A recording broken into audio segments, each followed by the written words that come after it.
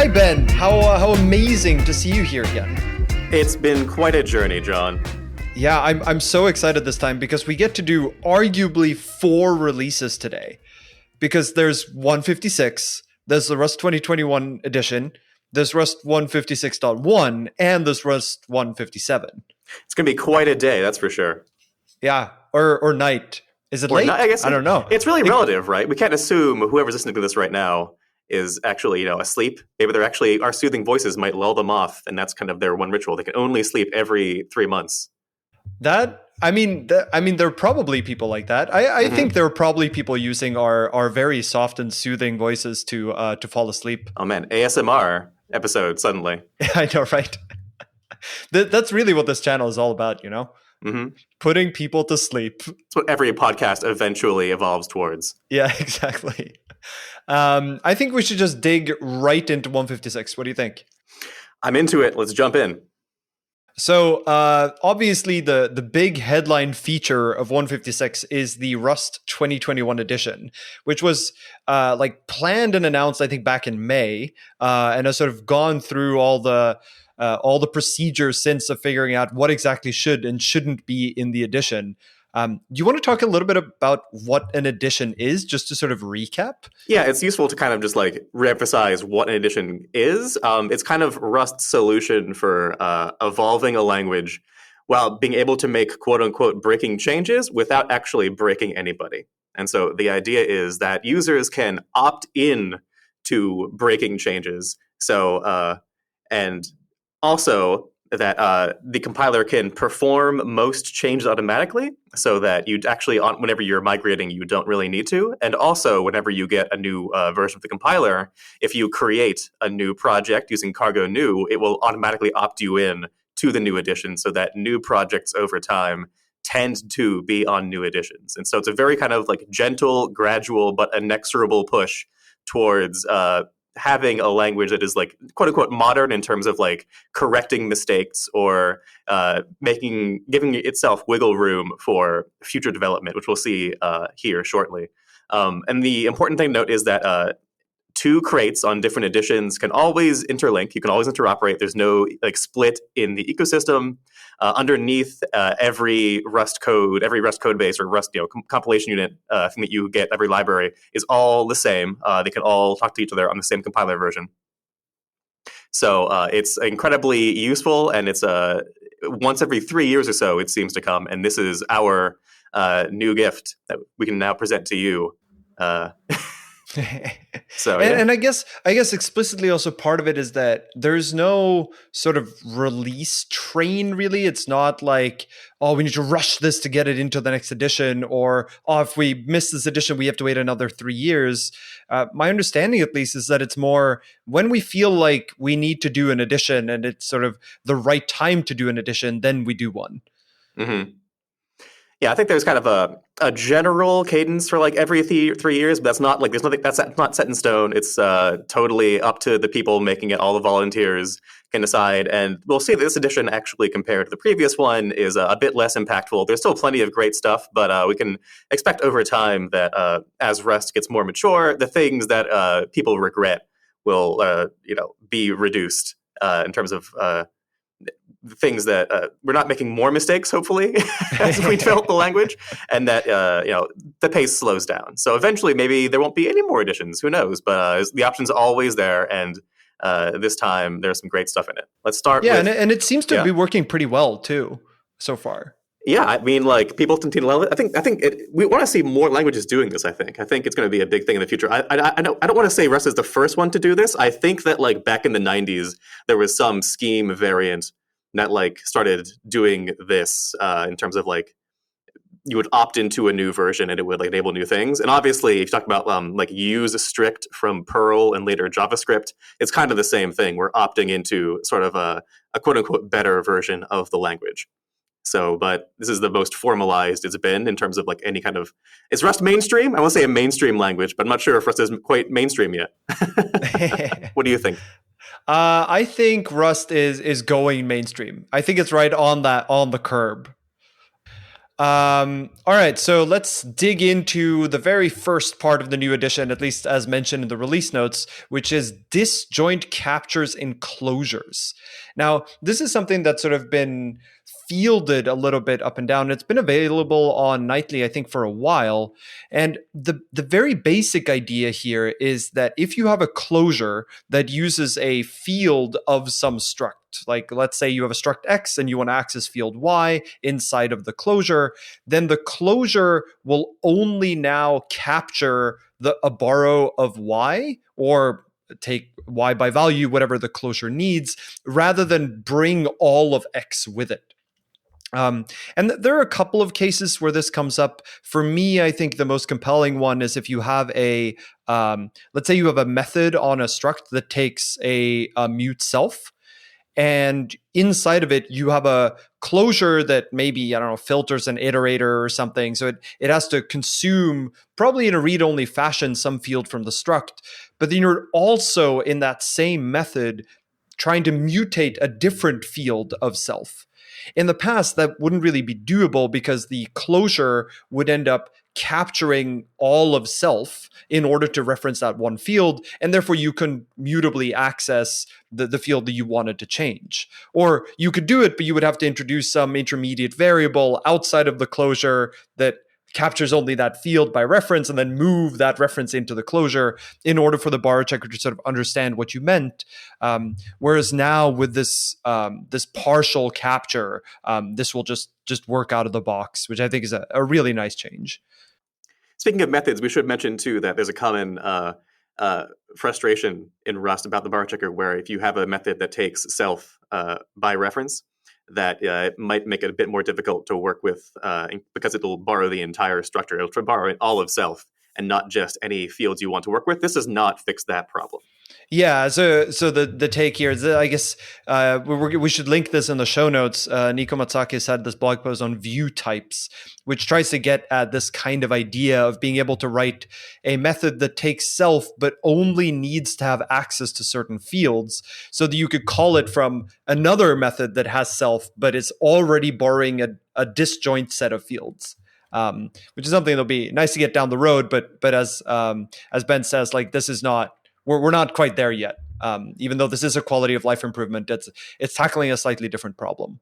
Yeah, it is in the kind of vein of making the borrow checker more precise. And even though it's not like technically part of the borrow checker code base, anytime that Rust creates an implicit reference, that's still going to be, the users will experience errors with the borrow checker if things don't work out. So this is kind of like, on the path of making the borrow checker a bit better in many cases.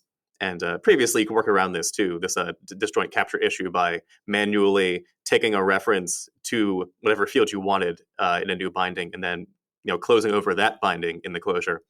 This kind of just makes that pattern more implicit, or not necessary anymore, less verbose, and that's kind of the general pattern for in C++, what you might call a capture clause, where you can say, all the things I'm capturing, I'm closing over in this closure, I want to take this by reference and this by move, etc. Rust doesn't have those. Rust just mostly infers everything that you want, and it mostly works out really good. Only in these kind of like edge cases does it not work out. So this just makes it a bit less necessary for us to even have capture clauses at all. But who knows what happens in the future? There's still, again, like the view types kind of thing are kind of like capture clauses, although not on closures, obviously, on method fields. But we'll see. Who knows? Someday in the future, maybe. The next step is one that we've talked about before, which is the implementation of IntoIterator, the trait for arrays. And this is something that you can already do in the current edition, as in I guess the previous edition, so 2018. IntoIterator can be used on arrays, but it works. It only works because of this little hack we talked about last time. And what's going to happen in the 2021 edition is that hack will be removed, and there'll just be a straight up implementation of IntoIterator for arrays that will iterate over them by value and not by reference. So it's really just sort of tidying up that shall we call it, oddity from the previous edition, where this kind of worked and also kind of didn't. Yeah, we spoke at length about this in the previous podcast, and we won't go over it too much. I think it is worth pointing it out as kind of a feature of the editions where so I think people might misunderstand the edition system where you might think, oh, the old edition doesn't get new things. It's kind of like, you might imagine it's like being like on an old version of the compiler where you just don't stop getting new things. It's not that at all, actually. So old editions still get all the new stuff that they can, which is pretty much everything. There's only a few things that old editions can't generally get. And so in this case, at around 52, sometime earlier this year, I think it was that version, somewhere around there, every edition of Rust got the ability to use IntoIterator on arrays, and in most contexts. There was only one context where you couldn't, and it was a pretty important context, which is in the for loops. And now with the new edition has just uniformly everywhere across the board the ability to use IntoIterator on arrays. And so old editions are kind of they're featured, they're full featured mostly, with a bit inconsistent, whereas the new edition is totally consistent in its ability to use this IntoIterator on arrays. And so it's kind of an example of how you don't need to lock people on old editions out of getting new things. You can still give them new things, even if nice isn't the most nice or consistent form of those things. The next one I thought is worth a little bit more discussion. So this is around OR patterns and macro rules. So if you write a macro rules defined macro, so a declarative macro in your code, and one of the arguments you try to take is using the fragment specifier type PAT for pattern. It used to be in past editions that this would not match OR patterns. So if you have like A or B, whereas in this new edition, they will match A or B. And the reason for this was that in the old editions, you could only use A or B at the top level of a pattern. So if you write match foo, in that first, like the top level of the arm, you could say like sum 1 or sum 2, but you couldn't in the past write sum 1 or 2, where the 1 or 2 is inside of the sum. And therefore, it wasn't right for the macro pattern type to include ORs, because it would mean that the user might give you a pattern that contains an OR, but the macro might put it in a place where it sort of ends up being a sub pattern where OR isn't allowed. But now, because Rust, since I think 153, now supports OR inside of nested patterns as well, it was realized in the 2021 edition, we should just make it so that the pat fragment specifier type in macros just includes ORs as well, so that all macros that mention these patterns allow users to use the full power of pattern matching. And then there's sort of a specific version of it called, I think, pat name. Is that what they've used? Let me double check. Pat param, it's called. That matches only the part without ORs. And so this is one example where if you move your crate from 2018 to 2021, you want to make sure that any macro rules you have that allow patterns as arguments, that you are actually okay with the patterns including ORs. Because in the 2021 edition, they will now do so by default, which is almost always what you want. Another change in the 2021 edition is that the cargo feature resolver now defaults to version 2 of the resolver. We talked about version 2 of the resolver a while back. So this was in, I think, Rust 151, that we talked about how Cargo now has this new feature resolver. And the new feature resolver tries to ensure that crates only get compiled with the features that they need in the closure that they need. The closure that they need? Sorry, in the dependency closure that they mean. So what I'm thinking of is something like dev dependencies and build dependencies, for example, which are in the past, Cargo would unify the features across dependency between the two, even though that's not necessarily what you want. The new resolver will make sure to only use the features that are declared in a given dependency block. So like for your normal dependencies, your dev dependencies, your build dependencies, the feature sets will be kept different for dependencies, even though they happen to be used in multiple of them, which might mean that a dependency gets compiled more than once, but it also means that you only get the features that you actually asked for in that closure, which has some implications for things like embedded workloads where something might not even compile under a given target, but it would work fine as a build dependency, for example, if a feature was enabled. We talked about this at length back in the 151 episode, so I recommend going back and reading that or listening to that if you're curious about it. But that's at least now on by default in Rust 2021.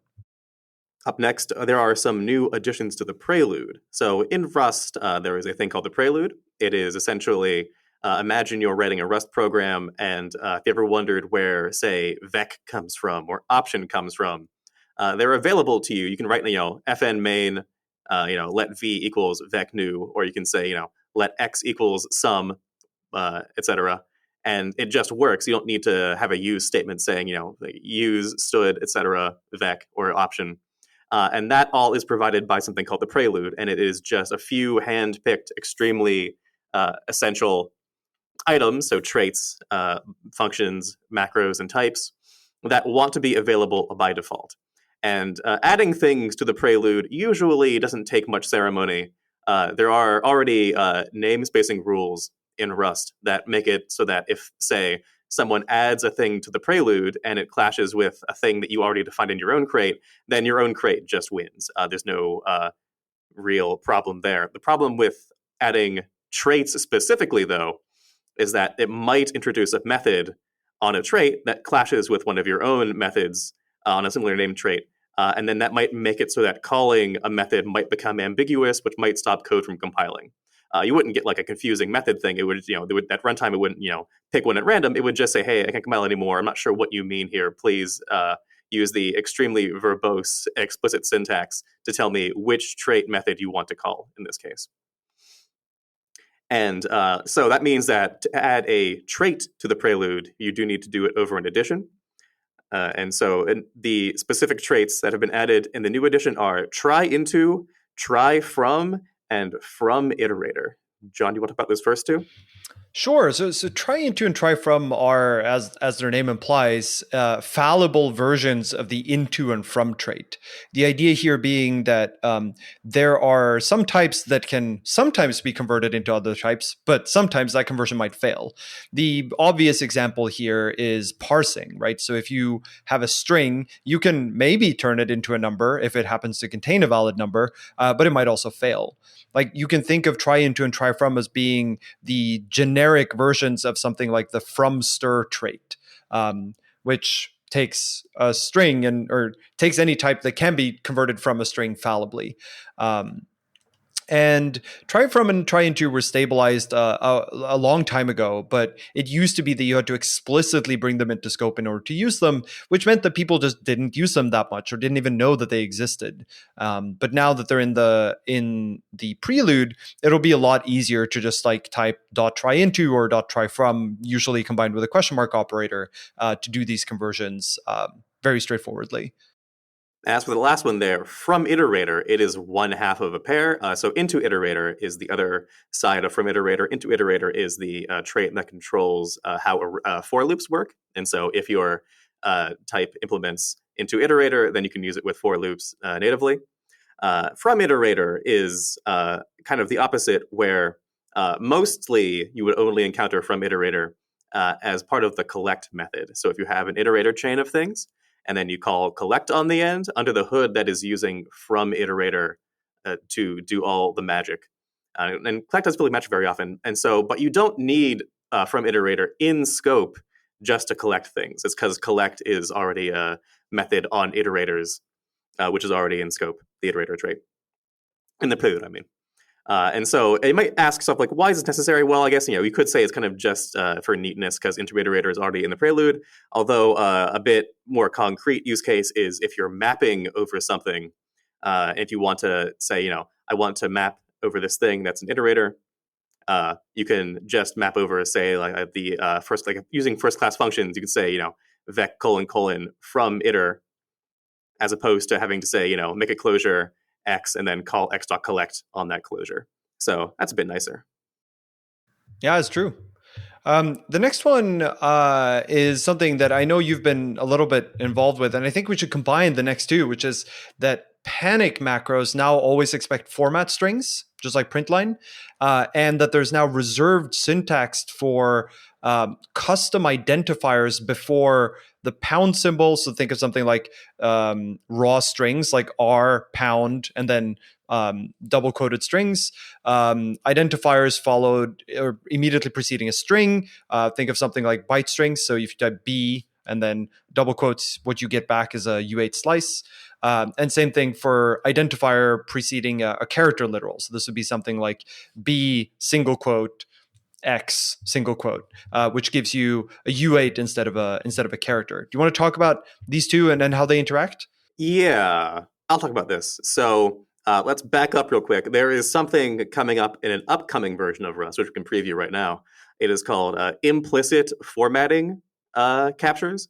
So the idea is currently, if you're writing like say a println macro, and you want to just like you have a string hello and a string foo, and you want to put them together, you might type println, and then you have to give your thing in quotes, your format specifier, your format string really. And so it would be open quote bracket open bracket close bracket comma open bracket close bracket comma or quote again. And then you after this, it's hard to code in voice actually. Yeah, I know, you're right. The point is that in your print line, after you had your string of how you want to print it, you would need to say your two variables. Like you have the string hello in a variable foo and the string world in a variable bar. You would have to end the print line invocation with comma foo comma bar, and that tells the print line macro what to put in your brackets individually. And this is kind of a shorthand, in fact. And so I think people are probably familiar with the brackets in the formatting strings syntax, where you can put like colon and you can put like colon question mark, or you can put colon pound question mark, or if you're formatting integers or floats, there's all kinds of like various ways you can say like, I want to add some white space here. I want you to pad this thing. I want you to round this thing to this many decimal points, etc. So there's a whole language for the format strings, but people don't realize that colon that starts all of these invocations actually is a separator. And before the colon, you can put exactly which variable you want to capture or to format in that one bracket. And so, but implicitly, it just it's an index counting from 0 to 1, and it'll say the first one goes in the first bracket you find, second one goes in the second bracket you find. And you could explicitly put 0 or 1, or you could put you could have you could print the same variable 4 times, put 0 0 0 0 inside the brackets, and that's how it'll work. Alternatively, even more obscurely in this syntax, you could give each individual variable to print its own little ID. So in my aforementioned println invocation, I could say like x equals foo, y equals bar at the end of the println macro, and then I could use x and y inside the braces to refer to the individual variables to be printed. And it's a bit verbose, which is why it doesn't really get used very often. If you're doing like really involved format strings, it could be useful. But this explanation is useful to kind of just demonstrate. This explanation is useful to demonstrate what's actually happening here under the hood now with this new feature called implicit formatting captures, which is nowadays on current nightly. It's got merged like last week or so.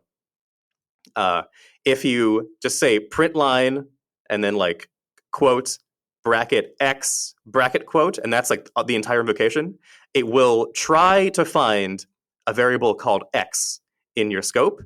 And if it finds it, it'll print that. And so nowadays, if you're like used to format strings from other languages, the formatting facilities from say Python or JavaScript, this is how it normally works. So you don't need to redundantly say the name of the variable you want to format. You just like mention the name inside the format string, and then the language will find it for you. And that's how it will work in Rust in the future, where it will implicitly, if there's no reference to, hey, I have no idea what X is, it will reach out in this running scope and find X and then insert that. And so it's going to be absolutely magical. It's going to be extremely magical. People have wanted this for a long time, kind of like, because Rust is like, it's extremely explicit, but maybe a bit too much. Rust kind of always errs inside of being explicit. And people are kind of like, well, this is kind of a bridge too far. And it is kind of naturally how macros work. But println itself is not the most, not the least magical macro, let's say that. It's kind of involved. And so this is kind of the minimum that you could do to kind of like approximate the format string facilities from a like usually dynamic languages do this. So like JavaScript, Python, which many people are familiar with, and so that'll appeal to people used to that. But there's a bit further that you could go with this, and now I'm going to kind of like get into the realm of speculation because this reserved syntax for this feature for now in Rust 2021, this would allow you to put any kind of arbitrarily, or it would allow the language developers to put any arbitrary identifier in front of strings or string literals, character literals, etc. And this would allow them to consider adding, say, like an F specifier. Whereas Jon was mentioning, you could put like today you can put like an R for a raw string or a B for a byte string. Nowadays, those are no longer like special cased, and now every possible letter or combination of letters is reserved for future language development. And so you can imagine one day maybe there would be, say, like an F string to kind of match Python 3's F string syntax, where you can just say F and then a quotation mark, and then you could say whatever, and then close quotation mark, and it'll just automatically create a formatted thing for you. And obviously this is Rust, so you don't necessarily want, say, to allocate like many strings would do. It would be a bit more involved than that. It would probably create an arguments type, which is a kind of an internal type from the format module in Stud. And so there's a lot of details and kinks to work out before any of this could happen. But this reservation just makes it possible to consider someday having this feature. There's still, I would say, there's still a lot to consider, especially with regard to the actual syntax, because in Python, one of the things is that you can write any expression inside the format string. You could do calculations, you could call methods and functions and anything you want. And whereas the newly stabilized implicit captures just lets you write identifiers. You can't even do like no field accesses. There's no like indexing allowed. It's just identifiers. And so it remains to be seen whether or not people want to extend that to full expressions or some subset of expressions.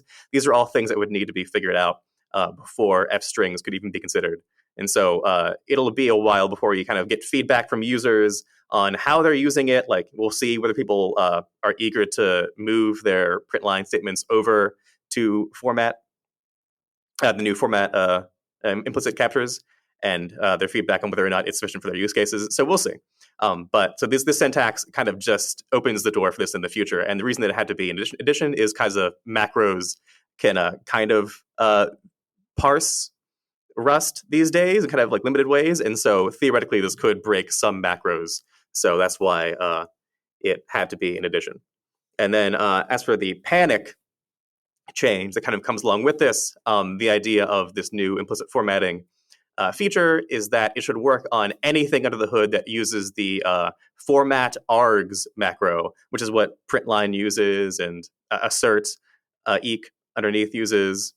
All kinds of macros use this. And so if you have a macro today that uses internally this, then you will get this feature for free whenever this stabilizes in like 2 or 3 releases.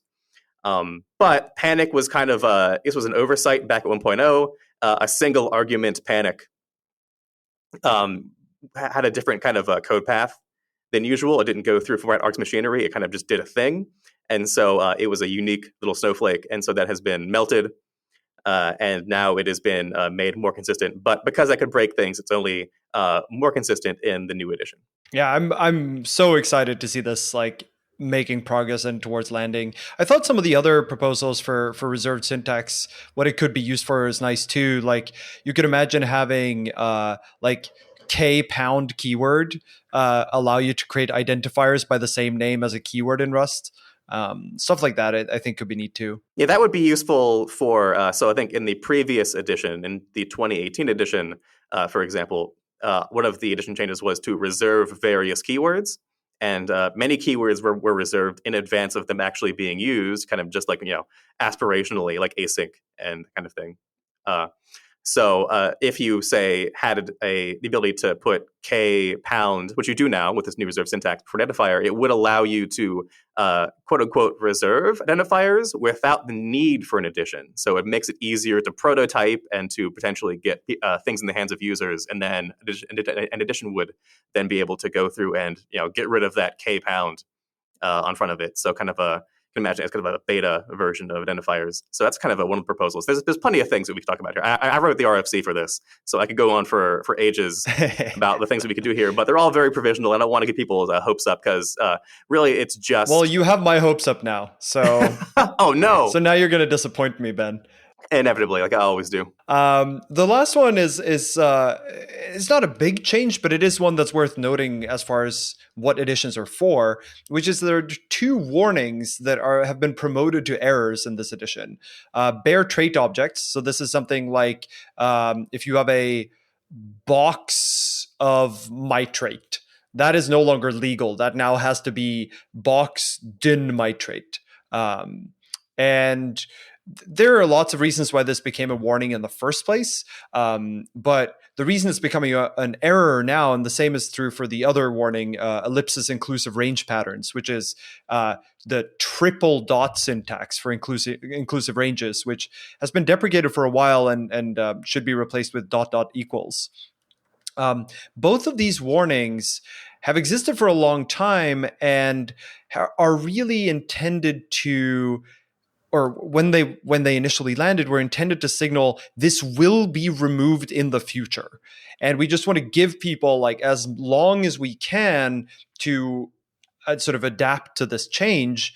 And because it would be a breaking change to make them errors within an edition, we use the addition mechanism to also have these kind of deprecations actually take effect. Because the underlying machinery is the same, right? If you write box mitrate, it can compile to the same code as box.din-mitrate. So it's only really the syntax that changes, and therefore we can turn it into an error at an addition boundary because the addition boundary is explicitly opt-in anyway. And so this, I don't think there are any warnings of this kind that are specifically being proposed right now for the 2021 edition, but it's more that as we accumulate new warnings and deprecations and stuff, the addition boundary allows us to actually do that hard deprecation as part of that move. Yeah, the policy towards warnings is interesting in terms of I think it's evolved a bit since the previous edition. So the idea of this edition has not actually made anything. I don't think it's added any new warnings of the same type where they will eventually become errors.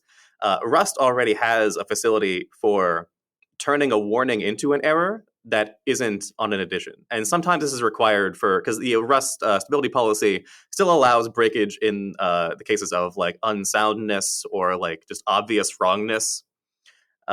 And obviously, even though it's allowed, it doesn't mean people want to like cause that kind of disruption. And so the idea is to minimize disruption. And sometimes people are say, use an addition. Sometimes people say, just do it. And just doing it means using a facility called the future incompatibility warnings. And this is kind of a newer thing where imagine you're writing some Rust code or using a dependency. Dependencies might have warnings in them.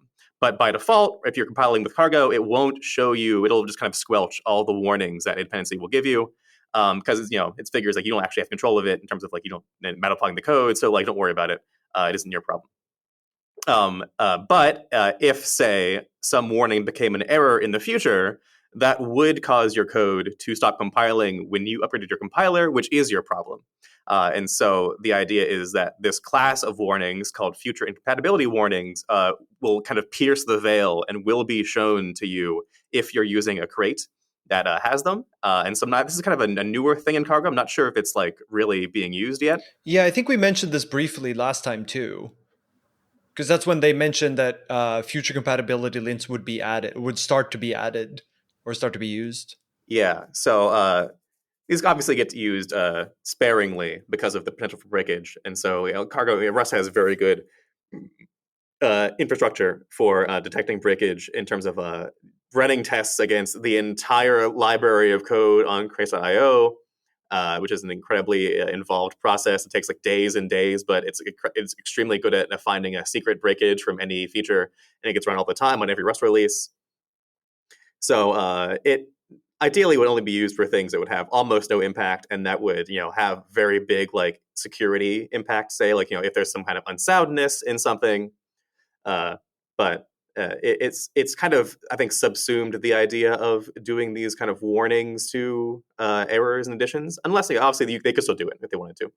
But I don't recall that this edition has actually added any new warnings of this kind. And like I was saying before, where over time editions, we would expect them to become, as the rough edges of Rust get smoothed over, fewer things need to be in them. So maybe it's just that this time there was nothing that needed that kind of treatment. So yeah, although I still feel like there was a decent amount of good stuff that landed in this edition too. But I think you're right that over time we should expect editions to get smaller in scope. Mm-hmm. I want to mention one thing. So those are sort of the big changes in the edition, but I want to mention the cargo fix tool, which I think many people don't really know about or don't really know what it does. So cargo fix is a great way to have Cargo update your code when Cargo knows how it needs to be updated. And in particular, it has a -- addition flag that you can pass to make Cargo walk through your code base and make any changes that it can like do automatically to move you to the new edition. So this would be stuff like if it realizes that you're like manually including try into, for example. I don't know if that's particular one is one that it supports, but it's this kind of stuff where Cargo Fix Edition can just make any manual changes that you would be required to if you were to adopt the new edition. It's a great tool that's worth knowing about and looking into. And that finishes off the edition-related things. You want to get into the new features on every edition, 1.56? Always. I love these. So one big one is Cargo now has a Rust version field in the package section of Cargo.toml. And this is something that's sort of been on the table for a while, and there's been a lot of sort of bike shedding on what the name should be, but also some more fundamental questions about what the semantics should be. The basic idea here is that you can declare in your Rust version field the minimum supported Rust version for that crate. And the reason why you want to do this is primarily to give your consumers better error messages. So currently, if someone takes a dependency on you and you make a change that requires a newer version of the compiler, then what that dependent crate will see if someone compiles it is there'll just be some hard to understand compiler error. Like it might be if they're on an old version of the compiler. If they use an old version of the compiler, exactly, then they might see something like, oh, this function doesn't exist, or this addition doesn't exist, or this feature isn't stable, but has been stabilized in the version that you were using when you published that dependency.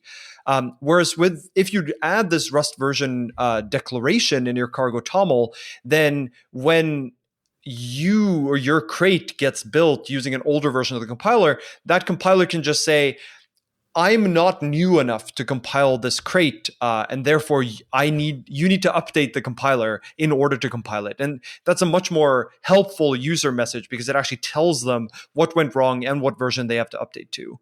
Now, it's worth noting that there are some caveats to this feature. The first and most obvious one is that because support for Rust version was only added in Rust 156, there is no point setting Rust version to a value lower than 156 because a lower version wouldn't know about the field in the first place. The second caveat is that the Rust version field does not feed into Cargo's dependency resolver. So if someone is using an old version of the compiler and they take a dependency on your crate that has declared a Rust version, Cargo won't pick like the latest version that's still compatible with their compiler version. It'll just pick the latest version that matches the semantic versioning specifier. And then if that doesn't compile with their version, it'll give them an error. This may or may not change in the future. It's a little unclear because we do want to incentivize people to upgrade, and we don't want them to sort of just transparently get an old version and not know that they're running on an old version. So there's some subtlety there.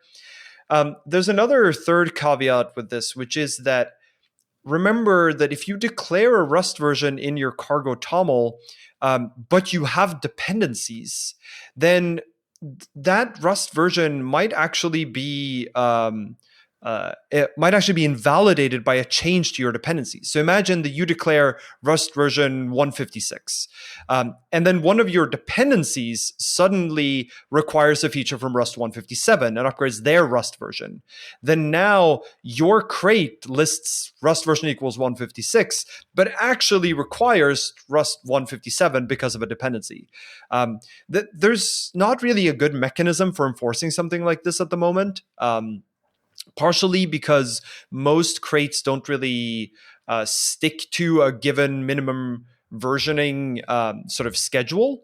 And this is a somewhat hard, but also somewhat orthogonal question that this doesn't try to tackle. This is mainly trying to get at, can we give you better errors when a dependency requires a newer version of the compiler than you have? There's still unresolved issues like the ones we've talked about, but at least this is a step up in terms of the user experience here. Yeah, I mean, so just as a notable example, so for example, the regex crate from Andrew Gallant and Burnt Sushi, that supports all Rust versions of 1.41 or greater currently. So if you are, that's kind of like one of the more thoughtful versioning. So like that crate kind of like sets the standard for does regex support it in terms of like how old of a compiler, Rust compiler, does like a general, well-developed, well-maintained crate support. So that was released June of last year. About so you would think in the future that kind of like people have asked for long-term support releases of Rust, and it's kind of been a thing of like what version should we support, and it always boils down to like what version ship with Debian, etc., and in various package managers. So it's this kind of is one step towards figuring out, okay, like what is our policy? What should a thoughtful crate do for supporting old versions of Rust? Because it is kind of hard, because it means that you have to consciously not use features that are shiny and new, and for the sake of your users who don't want to upgrade or can't upgrade, and kind of like hold yourself back.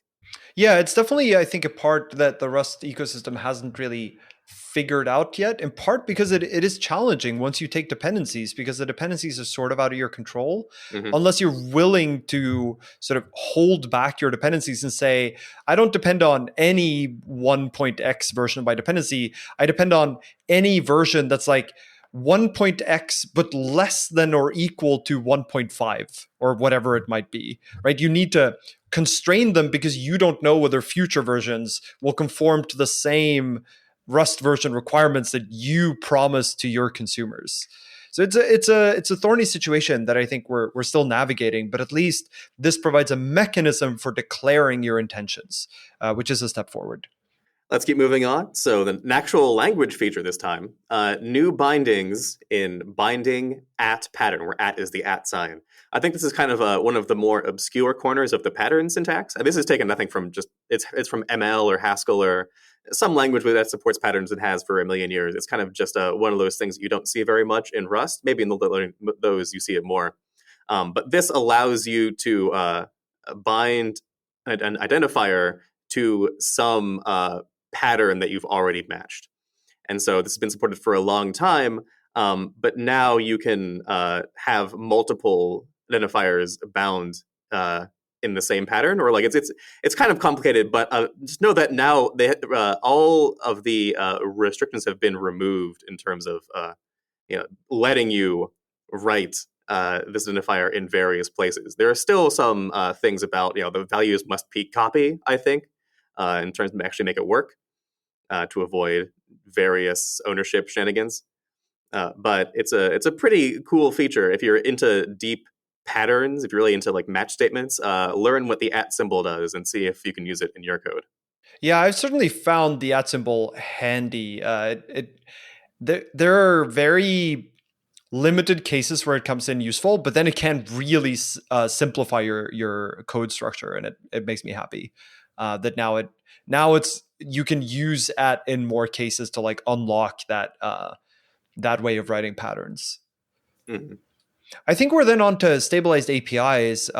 So this time there weren't too many sort of large ones that struck out to me. We got a bunch of shrink to methods. The idea here being that there's already shrink to fit for many collection types, for example, that reduces the heap allocation used to store something to the minimal size that it needs to be in order to contain its elements. So remember how vectors, for example, as you push to them, when they grow, they usually double in capacity. But that means that if you know that you're done pushing to them, you might then have all the spare capacity at the end, and you want to reduce your memory use, so you can use shrink to fit. There's now shrink to, which takes an argument saying what capacity you want to shrink to. And that seems like a nice sort of quality of life improvement for those cases where you want finer control over how much memory you actually use. And this doesn't actually truncate the thing. Like it's sort of bound by or capped at the size, the length of the collection. But it is sort of now you have this option as well of shrinking to something that's not just the minimal fit. We also got buff writer into parts, which is really nice if you're using a buff writer for making your writes to your sort of IO writes more efficient. Then into parts actually lets you take a buff writer that you've written some stuff into and turn it back into the original writer that you had and any bytes that haven't been flushed yet, which is really nice if you're writing sort of low-level IO code. I think that's all I really wanted to mention there. We got some constifications, though. We got a constification of mem transmute. Do you want to talk a little bit about that, Ben? Oof, I want to mention it, but also I want to ask you if you know. So, okay, obviously transmute is kind of one of the granddaddies of unsafe code in terms of what it allows you to do is just totally break type safety if you're not careful, which can itself trivially break memory safety. So you have to be extremely careful using this function. But now it works in const context, or rather, before now it worked only in const and static contexts. Now it works also in constfn. And so this means that it's possible to obviously use it wrong because it's an unsafe code. But do you know what unsafe code does at compile time if you use it wrong in terms of like what is undefined behavior actually defined to do at compile time? Yeah, so this is really interesting. Like, what does compile time undefined behavior actually mean? And it is actually something that we're sort of still trying to figure out what the implications of that are. And I don't think we have a great solution or a great answer to that question yet, apart from if you have undefined behavior at compile time, it basically means your runtime code can end up being whatever. Like it's not just that the runtime behavior can change from that point on, but you don't even know that the code you end up with will actually be representative of the code that was written in the program. Like you don't know if the compilation will be correct. Yeah, the code will still be wrong, obviously. Like the rest of them actually like fix it for you or make it not undefined behavior, or not totally bananas. But I think that we should emphasize that it's not going to like corrupt your compiler process. That's like one of the things that they do say about this, where it's like even though it's undefined behavior, it's not going to make the compiler go astray. It's not going to like it's not an attack vector on you yourself if you're compiling code at constfn that invokes an undefined behavior. And even in many cases, the expectation is that it will be able to catch the undefined behavior and then issue an error, although it does not guarantee that. So the const engine named Miri does do its best to detect undefined behavior whenever it finds it, but obviously it can't guarantee it. If it can guarantee it, we wouldn't need to worry about unsafe blocks in the first place. Yep. So. Yeah, it's a really interesting sort of intermediate stage of undefined behavior that I think currently you should think of as if you invoke undefined behavior at compile time, what code actually ends up in your binary may not represent the code that's in your code, in your source files. Mm-hmm. The two just, the moment you invoke undefined behavior, you're sort of telling the compiler, you can optimize based on whatever assumptions you want, and I don't care whether, or I don't even now get the guarantee that the code is actually correct or accurate. Maybe is a better representation of that. One more library API thing to mention in this release is the implementation of from. So for all of the collections in Stud, so hashmap, etc., they now implement from an array of tuples, or from an array, and sometimes from an array of tuples for things that make sense, like this. And so essentially, if you've ever written, or if you've ever written a vec before, if you've ever made a vec before, you'll be familiar with the vec macro. So like just vec, exclamation point, and then square bracket 1, 2, 3, square bracket, makes a vec of 1, 2, 3. And this is equivalent to vec colon from, and then the argument to from could be a fixed size array of like 1, 2, 3. So both that vec macro and that from implementation have kind of been exclusive to vec for a long time, even though vec is only one of a few collections in Stud. And so people have asked for a long time for a nicer way to construct or initialize many collections. And so, for example, let's just use hash maps. Like everything I say for hash maps will be true for everything else too, where if you want to make a hash map these days, before this change, you would say let mute x equals hash map new, and then you would say x dot insert like 1, 2, 3, 4, etc. Or x dot insert 1, 2, and then the next line x dot insert 1, 3, 4. And so you need to have one insert, one like insert command for every element that you wanted to have in this initialized hash map.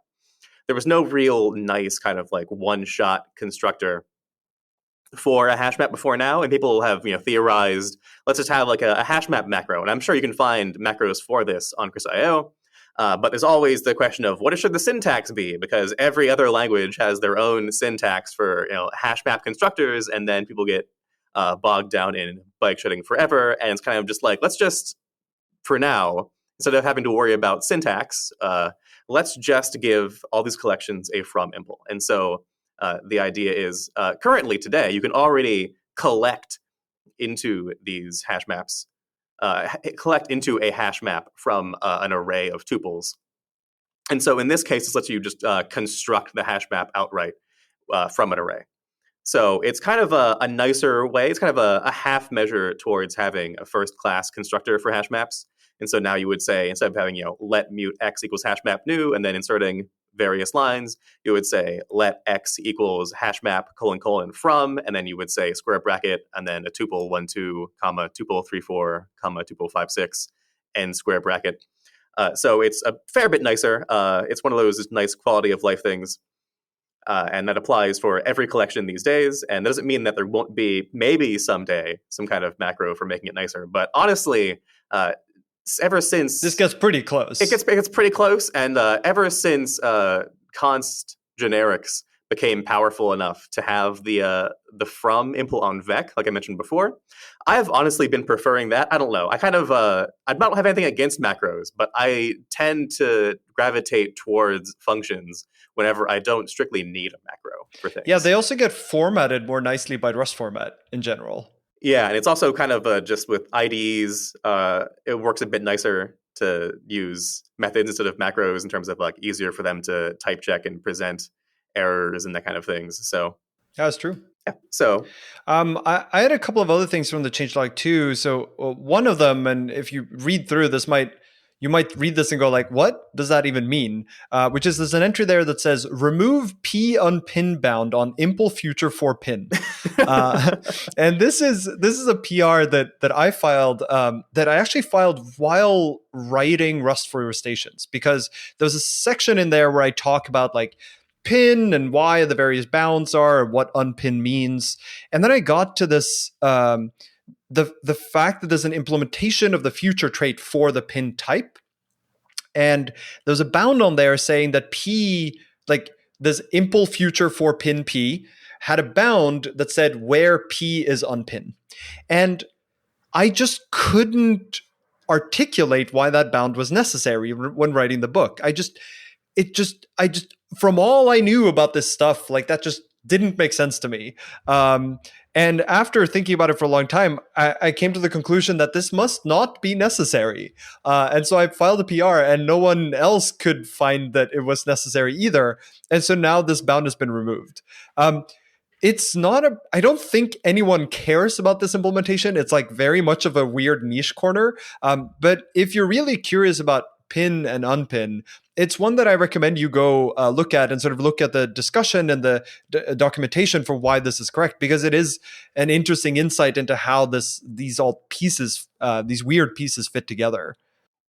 On a personal note, too, I do want to mention that bullet point and the previous one, the impl from array for collections, those were both hidden away in the detailed release notes. They didn't make it to the actual blog post. And in fact, those two were written by yours truly. Both you wrote this one and I wrote the previous one. So I want to say, I think there's an agenda against us. I think you're right. I think that we're not part of some kind of cabal that we should be part of. The Rust Illuminati. Yeah, exactly. I want to be part of these backroom dealings for setting up the release notes. Mm-hmm. There's another really cool, low-level change that landed in 156, which is an improvement to instant backsliding protection. And here we need to rewind and give a little bit of context. So the standard time instant type in Rust guarantees that it is monotonic. That is, if you take an instant and then later on in your code, you take another instant, the duration between them is always going to be positive. So it's always going that the value underlying the instant is always going to go up. And normally you would sort of assume that this was guaranteed by whatever underlying mechanism the operating system or the platform provided. But of course, many of them have bugs and do not actually guarantee this behavior. Like, for example, on x86 systems, on Windows, on AR64 systems, and a couple of others, like particular versions of the Linux kernel on particular hardware. There's like just a bunch of cases where this is just not true. Like you can take an instant and then take another instant, and the newer instant has a lower value.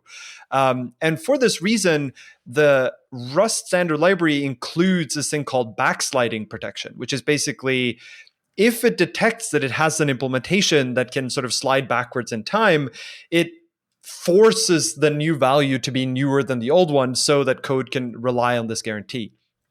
And the way it does that used to be through a mutex. So if it detected that the current platform has this kind of backsliding property, then it would take an instant and then grab a mutex to check that the value was newer than the last value it gave out.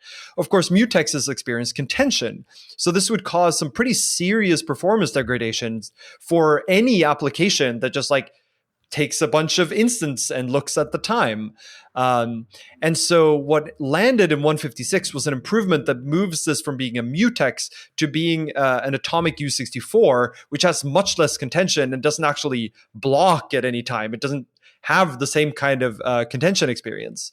And so this is going to be potentially a pretty large performance improvement for performance-sensitive applications that do have to deal with time, which is basically all of them, because they use it for things like profiling and logging. Like, it comes up so much that I'm very excited to see this land. And I think there are probably like production customers out there that are like, this is going to significantly matter to our use case.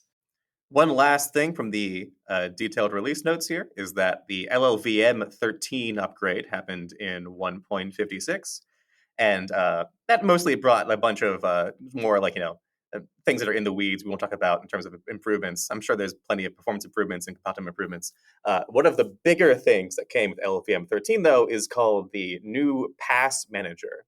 And this has the potential for a lot better compile times for various LLVM projects. And it's actually not enabled right now. Some bugs were discovered a bit after enabling it that had to do with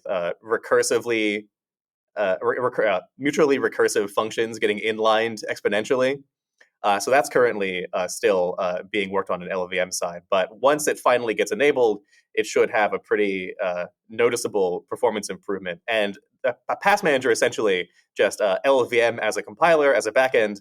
It does a bunch of little passes for simplifying code in various ways. And like one pass might happen, the next pass happens after the previous pass, and the new pass manager essentially just has better caching and lazy behavior. And we'll link to a blog post from LLVM talking about the details because it's a bit over my head, essentially.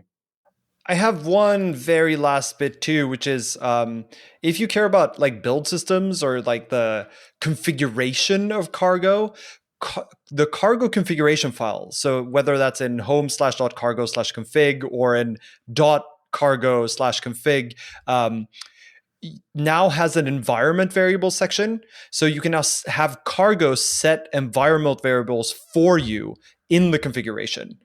This might be helpful for like setting OpenSSL dir or something everywhere in your project or in any Cargo project that you build if you have a particularly like weird deployment setup.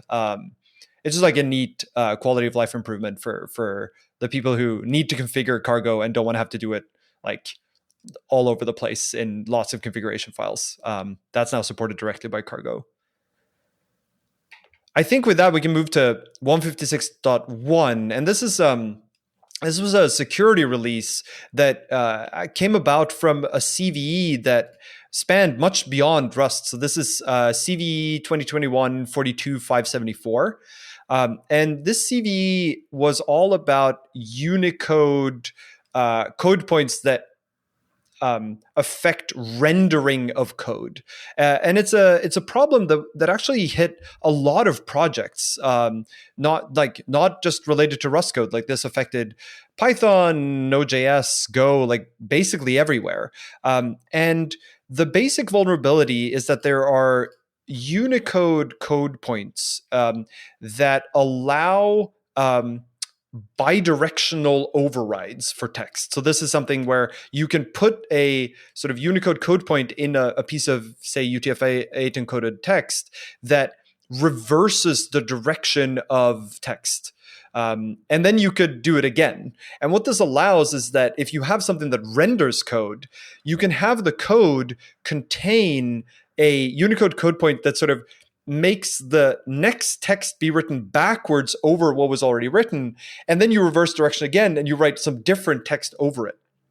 And there's some good examples in the security advisory that we can put out, but this means that a malicious attacker can like make code that looks like it says one thing when you look at it in an editor, but the actual code when compiled and executed does something completely different. And of course, this is not actually related to Rust. This is more about how code is rendered and how it might be rendered in a way where, like a security audit of the code, if someone reads the code, it looks fine, but what actually gets compiled and runs is malicious somehow. But what the Rust project did was they implemented a lint in the compiler that is deny by default, that basically yells at you if any source file contains any of these potentially problematic code points. Now, this doesn't solve the problem, right? There's still, you can still just opt out of this lint entirely, for example. But what it does do is at least give you sort of a warning sign if there is some code that contains this.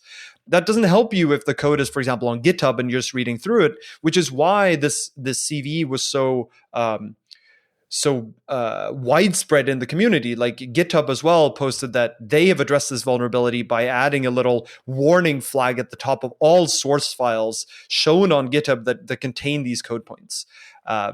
So it's just an interesting attack vector where the Rust mitigation is really just giving you a sort of lint for this, but it's not really a Rust problem. But at least the compiler can do what it can do a little bit to try to ease or mitigate the problem. And to emphasize too, the big concern is like comments mostly, because you need to be in a context where you can put arbitrary Unicode characters, which doesn't happen in many places. So comments are the big deal here. Although Rust does now support Unicode identifiers, and I'm not sure if I think some of these characters are allowed in Unicode identifiers. Rust does not support the full gamut of Unicode as an identifier, unlike say Swift. You can't do an emoji function name, that kind of thing. But Rust, ever since the original release of Unicode identifiers, it has always linted very aggressively against extremely strange things like this. So any kind of confusables or mixed scripts, it has a bunch. There's like maybe like 4 at least lints individually checking for this kind of thing. So I know people are always worried, and you should be, but Rust takes it pretty seriously. Yeah, and I think the Unicode standard actually has a sort of a section on identifiers and how you should vet identifiers and how you should what subset of the Unicode symbol table you should allow in identifiers. And I think Rust follows that very closely. I know there was a lot of discussion when Unicode identifiers were stabilized on what rules exactly should we follow. But I think Rust ends up doing something very sensible there, and that probably reduced the impact of this particular CVE on Rust code too.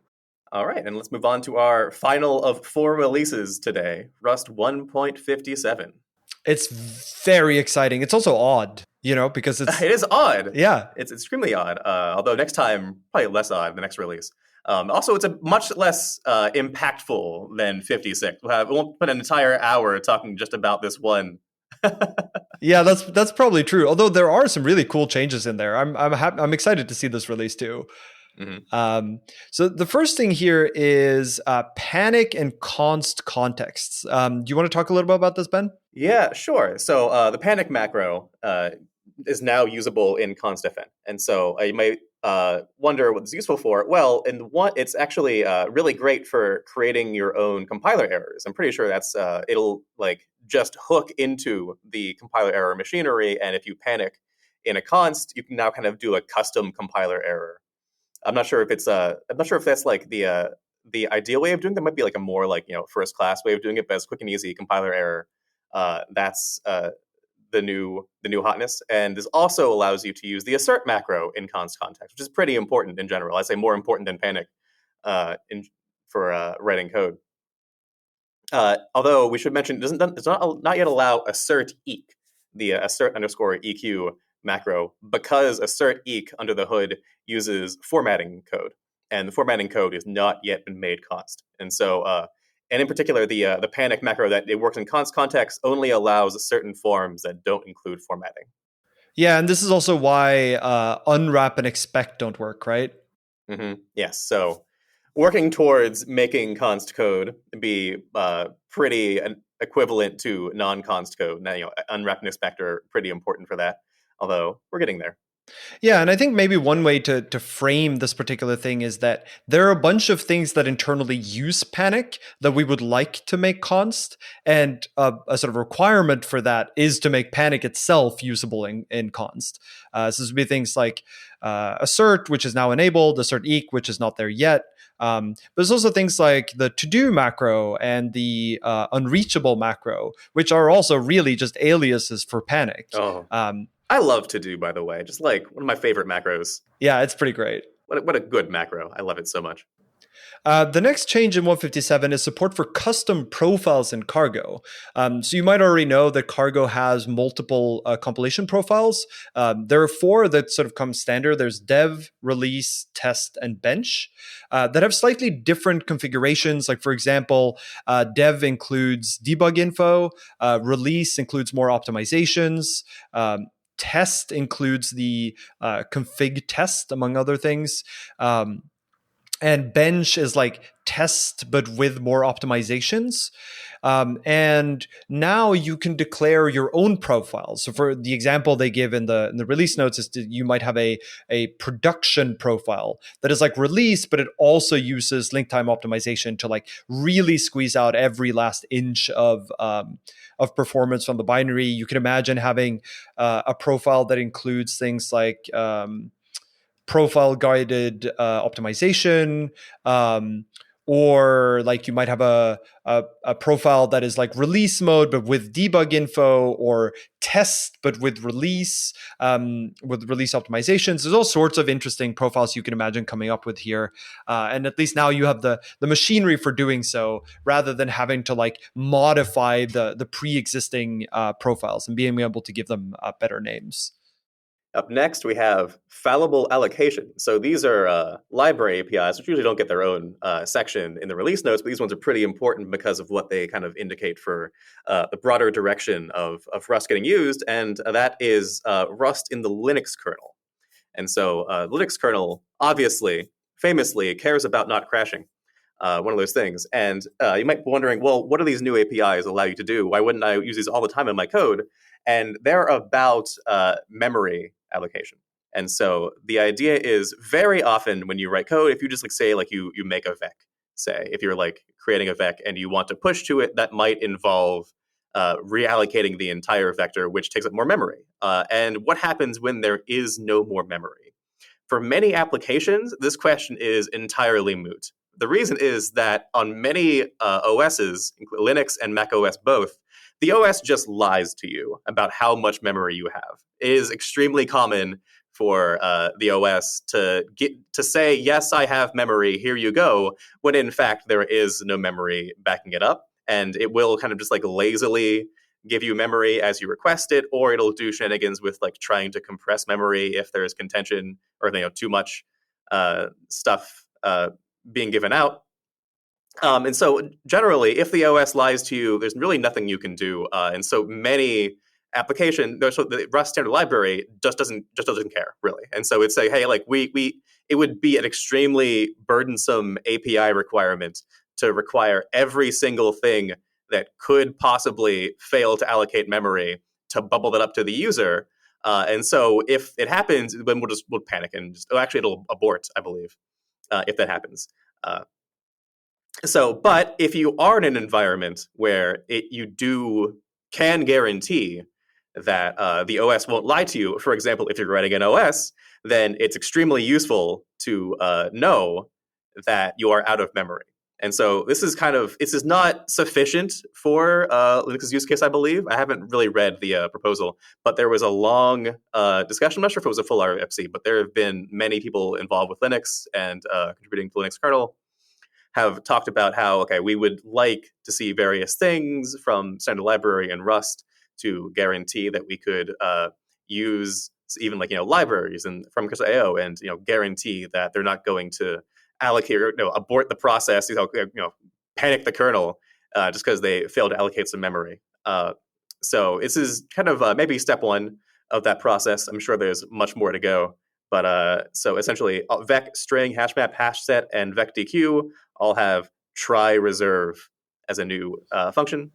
Yeah, and the big one of the big missing parts here, I think, for the kernel is that they want to sort of statically guarantee at compile time that there's nothing in there that could panic because of out of memory, which this is a step in the right direction, but it doesn't solve the problem, right? There's nothing that prevents someone from writing .push in the kernel without first calling try reserve.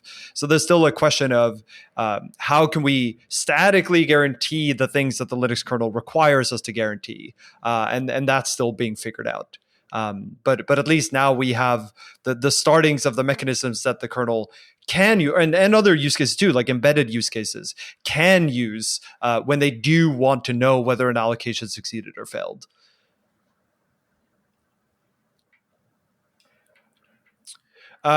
We have a bunch of other stabilized APIs too, which are sort of less monumentous than try reserve. I think the first one I wanted to call out is command. Now, so this is standard process command, the thing you use if you want to spawn a process inside of a Rust program. So previously, it had like you do command : new, you give a program name, and then you can add arguments, you can set the current directory, you can set environment variables, but you didn't have a way to inspect a given command before you execute it and look at what arguments it is being passed or what environment variables it is being passed. Whereas now it's gained a bunch of get functions. So there's get program, get args, get envs, and get current dir, which gives you the configuration of a command and lets you introspect it before you choose to actually execute the command. The other one that I think is pretty neat is that there is now a map while method on iterator. So the idea here is that it's sort of like filter map on option, or I guess not. There's a filter map on iterator too, where um, it will run each item through a closure, and the iter will only yield the items for which the closure returns some, and not the ones where it returns none. With map while, it's sort of similar, except that it will stop the first time it gets none. So it's like a take until, and then with a closure that when it returns none, it stops taking, and the closure also gets to map the item. So it's like another nice utility on iterator that makes it somewhat easier to write concise iterator sequences, especially if you're sort of trying to write your program in a somewhat functional style. And constification continues unabated, this time with the unreachable unchecked function. And so essentially, unreachable unchecked it's an unsafe function. It's a way of telling the Rust compiler, hey, here is a branch that can never be taken. And so, for example, if you had like an if statement where it's just literally if true, you could have an else branch with an unsafe, unreachable unchecked in there. And then that would tell the compiler, hey, this branch can't ever be reached. And that's kind of a useless example. But there's various examples where, for example, if Rust is requiring you to write a branch for something, like say you know that the value in an option is a sum. You've already verified it to yourself. Maybe you like made it yourself earlier up in the function. But Rust doesn't know that. It just sees an option. And so maybe it forces you to have a branch on there. If you want to use that branch and you wanted to put, unsafe, bracket, unreachable, unchecked in there, that indicates to the optimizer that is a totally unreachable branch, and it should be optimized away, and that means that there won't be any kind of branch there at all in the final binary. Now, obviously, it's unsafe because you do have to manually ensure that you never get there, because if you get there, undefined behavior. Yeah, because unlike unreachable, which panics, this does not include any panic machinery in that branch. And so, so there's the unreachable macro, which is just, it's great for indicating this, but also still being safe. And now this is a const function. And so nicely, it will give you a compiler error. So that's actually, it won't be undefined behavior compile time. I'm pretty sure, right? Yeah. So Mary is smart enough that it will try to take the branch and it'll say, hey, it's compiler error. Or it's we've reached it. So it will give you a nice compiler error saying, hey, you messed up. Yeah, assuming that it is being evaluated in const context, right? Mm-hmm. So if you have a const fn that includes this, then if that const fn is called from constant context, then hitting it will be a compiler error. But if you invoke it at runtime context, then it will be undefined behavior.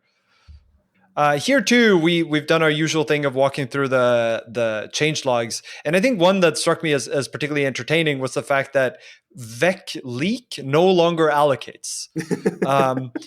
So you may be familiar with box leak. So box leak takes a box, an owned box, and returns you a tick static mutable reference to the underlying memory. And the intention here is that once you leak the value, it will never be dropped, and therefore the heap memory is just valid forever. So it can give you a static reference to it. And the same thing exists for vec, but with vec leak, what it would do is it would first shrink the allocation to be actually the size of the length of the array, not just its capacity, and then give you back a reference to that slice. Of course, this meant that it was a little weird to call vec leak because it did an allocation and a copy of the entire vector in order to move it into the smaller capacity.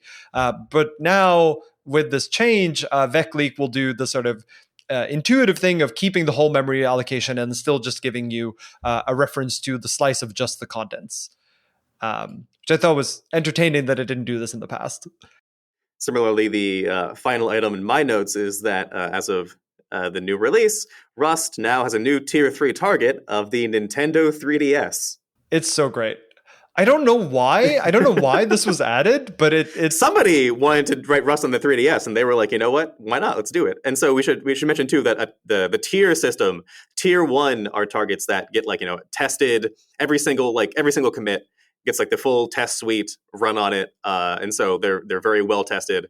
Tier 2 is they are guaranteed to compile with every commit, or with every release, that is, but they won't run the full test suite. And then tier 3 is anything goes. Like we'll add support for this if you really want us to, but it's up to you to make sure it works.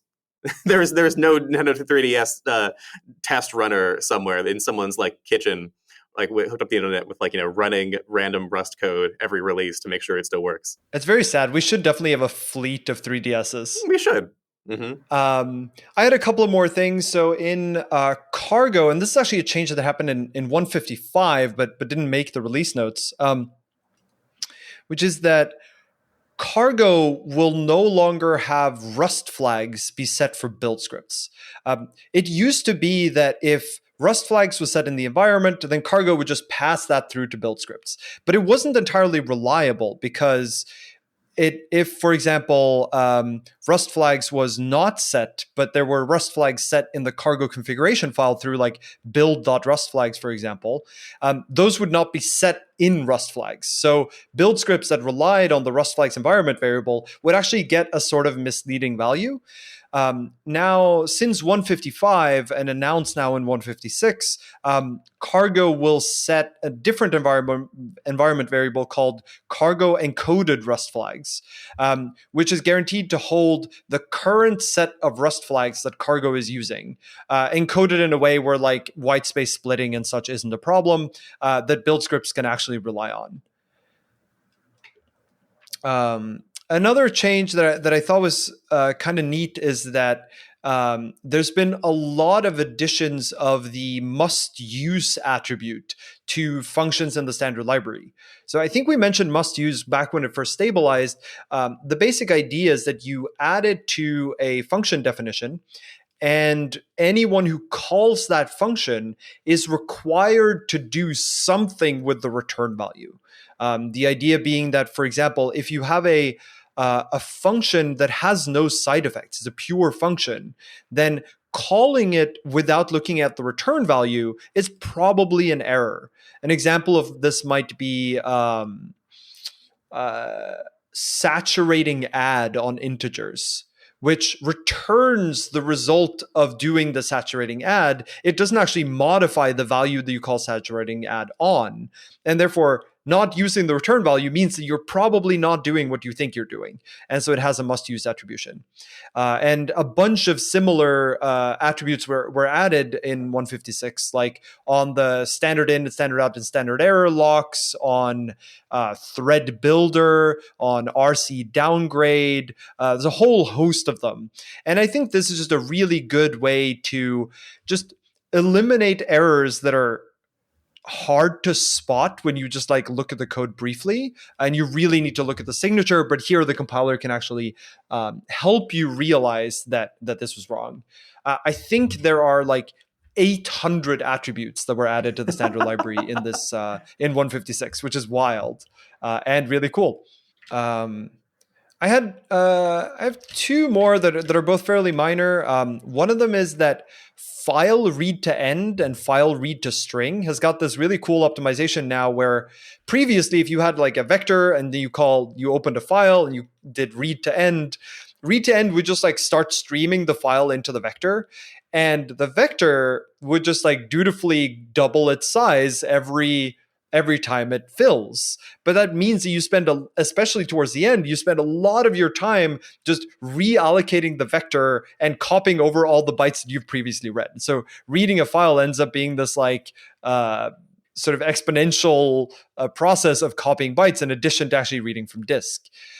And what changed in 156 is that now file will first inspect the file system and look at the size of that file. And if it can realize what the size of the file is, it will pre-allocate or sort of resize the vector to be that size before it starts reading, which should potentially significantly speed up file reads, which is really neat.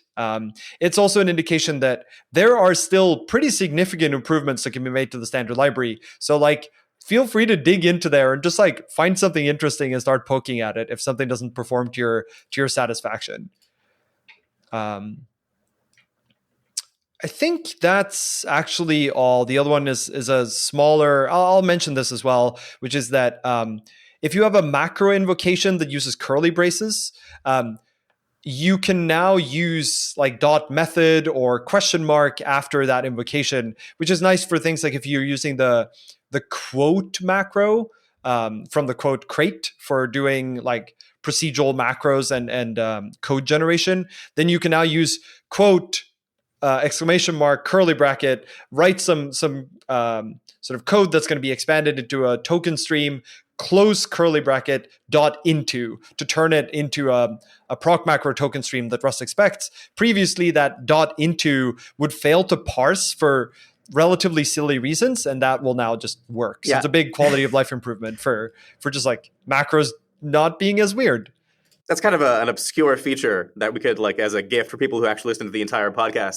Any macro invocation can use any bracket of parentheses, square brackets, curly brackets, and it's just not a big deal. Like you can have a print line with square brackets if you want, or with curly brackets, or anything. It just only convention stops us from having the vec macro with curly brackets. You can do whatever you want. And so ideally, all of these would act the same. This just makes the curly brackets act the same as the square and the smooth brackets. Yeah, it's funny, right? Because with the square brackets, this already worked, right? If you write like quote exclamation mark square bracket and then things end square bracket dot into, it would have just worked. So this was just an oddity for basically because curly brackets also need to be interpreted in other contexts, and there they have a different semantic meaning. So it's just it was a really interesting like to look at the PR too and see the reasoning for why this didn't work and why it now works. Yeah, just a parser quirk essentially. Yeah, exactly. All right, and that's it. Yeah, I think we got through all 4 releases. Pretty good. And that's an entire year's worth of Rust development we've finished again. So this is our last that's wild. 2021 podcast. That's wild. We've been doing this for a while now, huh? Yeah, we should do some kind of like celebration at some point, I guess. I don't know. Well, I can do that right now. Just waiting the entire time to use the soundboard, weren't you? Exactly. That's great. I'm excited to see what the new year will bring, and I believe that Rust cannot get any better. So I'm assuming that all following release notes will be empty. Oh yeah, we're done. It's it. Yep. We all know that 2021 was the year of Rust on the desktop, and now it is complete. There are no more bugs. There are only feature requests. All languages have become Rust. They all submit to Rust. There's only Rust. Yeah, every other language is now transpiled to Rust. All CPUs now run Rust code directly. No need for compiler at all. Yeah, microcode is also written in Rust now. Yes, it's Rust all the way down. Every circuit on your CPU. Yeah. No more logic gates. No more like transistors or neutrons, protons, etc. Just it's all Rust code. Yeah, it's Rust all the way down. Yep. The fabric of the entire universe. There's a turtle at the very bottom. Made of Rust. Yeah, made of Rust. Yes, it's a rusting turtle. All right. Well, I'll see you next year then, Jon. I will see you next year, and enjoy the holidays. A happy 2021 as best you can. Survive it to all of our listeners. Bye, everyone. Bye.